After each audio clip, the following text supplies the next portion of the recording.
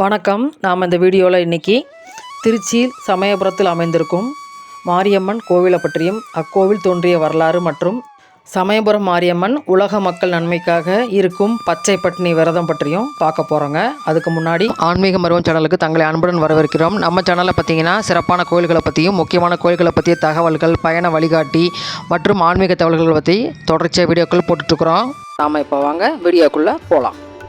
திருச்சியிலேருந்து 16 கிலோமீட்டர் தொலைவில் தான் இந்த சமயபுரம் மாரியம்மன் திருக்கோவில் அமைஞ்சிருக்குங்க. இக்கோவிலோட சிறப்புகளை பார்க்கலாம். சக்தி தலங்கள் மிகவும் பிரசித்தி பெற்றது சமயபுரம் மாரியம்மன் கோவில். ஸ்ரீரங்கம் கோவிலின் மூலவரை போன்று இக்கோயிலும் சுயம்பு வடிவமாக 27 நட்சத்திரங்கள் ஆதிக்கங்களையும் தன்னுள் அடக்கி 27 எந்திரங்களாக திருமேனி பிரதிஷ்டை செய்து இத்தலத்தில் மகமாரியம்மன் அருள் பாலிப்பது தனி சிறப்பு. சுயம்பு திருமேனியாக நவகிரக ஆதிக்கத்தோடு அருளும் அம்மனை தரிசனம் செய்வதன் மூலம் பக்தர்களின் நவகிரக தோஷம் அகலும் என்பது ஐதீகம்.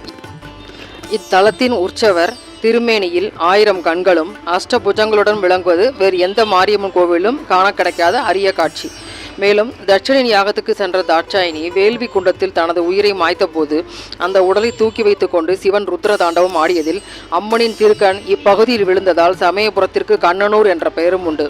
மும்மூர்த்திகளின் வேண்டுகோளை ஏற்று மாயாசுரனையும் அவனுடைய சகோதரர்களையும் வதம் செய்து தலைகளை தன் உடலில் ஒட்டியானமாக அணிந்து மக்களை காப்பாற்றிய அம்பிகையின் சிறப்புமிக்க கோயில் சமயபுரம் மாரியம்மன் கோவில். அசுரர்களை வதம் செய்த பாவத்தை போக்கவும் உலக நன்மைக்காகவும் அம்பிகை இத்தலத்தில் தவம் செய்து வருகிறார் என்பது பக்தர்களின் நம்பிக்கை.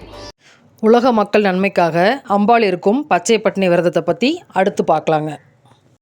மாதம் கடைசி ஞாயிறு அன்று நடைபெறும் பச்சை பட்டினி விரதம் மிகவும் சிறப்புக்குரியது. அன்றைய தினம் முதல் பங்குனி மாதத்தின் கடைசி ஞாயிறு வரை இந்த விரதத்தை அனுஷ்டித்து அம்மன் கடும் தவத்தில் இருப்பதாக ஐதீகம். இந்த விரதம் 28 நாட்கள் கொண்டது. இந்த விரத காலத்தில் அம்மனுக்கு தளிகை நைவேத்தியமாக படைக்கப்படாது. அதற்கு பதிலாக துள்ளுமாவு, திராட்சை, இளநீர், பானகம், ஆரஞ்சு பழம் போன்றவை அம்மனுக்கு நைவேத்தியமாக படைக்கப்படும். அம்மன் பச்சை பட்டினி விரதம் இருக்கும் நாட்களில் அம்மனை மனதில் கொண்டு அந்த ஊர் மக்களும் தங்கள் வீடுகளில் அம்மன் படத்தை வைத்து வழிபட்டு விரதம் கடைபிடிப்பது வழக்கம். அடுப்பு தீயில் தாளிக்காமல், காலில் செருப்பு அணியாமல், இளநீரும் நீர்மோரும் அருந்தி மஞ்சள் ஆடை உடுத்தி மகமாயின் அருள் வேண்டி இருக்கும் விரதம் இது. அம்மனின் பச்சை பட்டினி விரதம் எளிதே நடைபெற வேண்டும் என்பதற்காக கருவறையில் உள்ள அம்மனுக்கு பூக்கள் அபிஷேகம் செய்யப்படும். இதனை பூச்சொரிதல் என்பார்கள்.